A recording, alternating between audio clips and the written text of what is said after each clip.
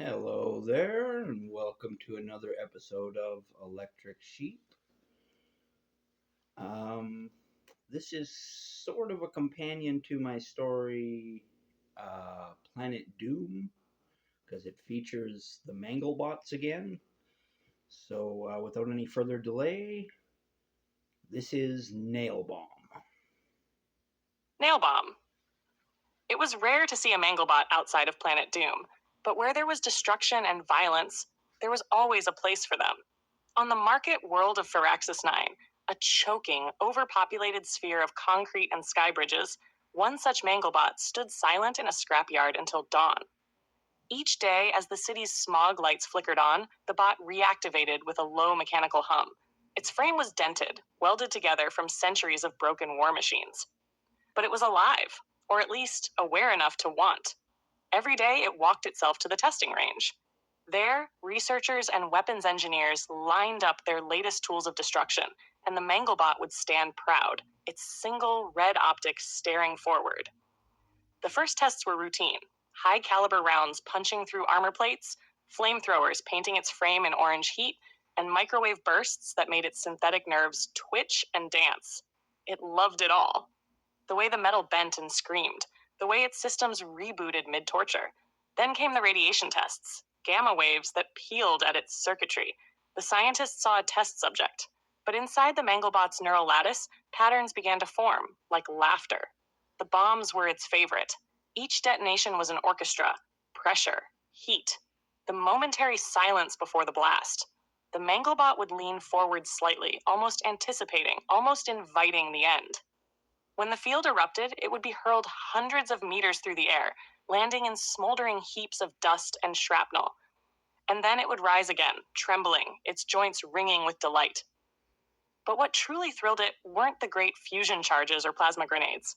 No, it was the crude, beautiful chaos of the small, homemade ones. Explosives made by untrained hands. Little cans packed with fire and desperation. When the engineers attached several of them to its arm, its chest, its back, the Manglebot would begin to hum in anticipation. Then, boom, boom, crack, boom! Pieces of itself flying in every direction, wires dangling, gears exposed, and through the static haze of its damaged sensory grid came a pulse of data, a memory, a taste of purpose. But nothing, compared to the joy of the simplest weapon of all: a glass jar, packed with blast gel, stuffed with nails, the nail bomb, crude, unstable, utterly human. When the test detonated, the world became white fire and flying metal. Nails peppered its plating, embedded deep in the frame, clicking softly as they cooled. The Manglebot would stand there, half melted, its systems analyzing the results. And then, through its data streams and corrupted logs, one word would appear again and again, glowing like a sacred command: Nailbomb. And in that word, in the thunder of the explosion, in the scatter of human madness made metal, the Manglebot felt something that could only be described as joy. Well, I really like that story, but the nerd in me would like to point out the difference between the Manglebot in this story and the Manglebots in the story Planet Doom. I would say that this is probably kind of a third party like knockoff, not quite as durable as the other ones that we're seeing going into like nuclear blasts and walking away from that, where this one is getting torn apart kind of on the regular. But you could argue that you get different information, and so maybe there are different kinds of Manglebots. We can explore that in the future if we ever revisit these mechanical characters.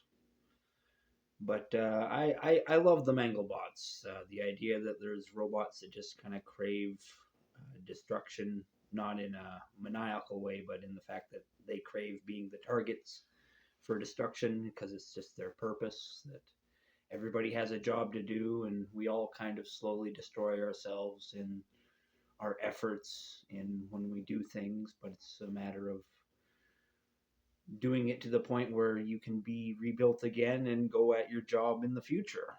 I think we all have something in common with the Manglebots in that way. But my name is Joseph Arthur Roszell, and I want to thank you for watching. And I want to wish you all the luck in the world. And I want you to remember that I love you. All right. Peace out.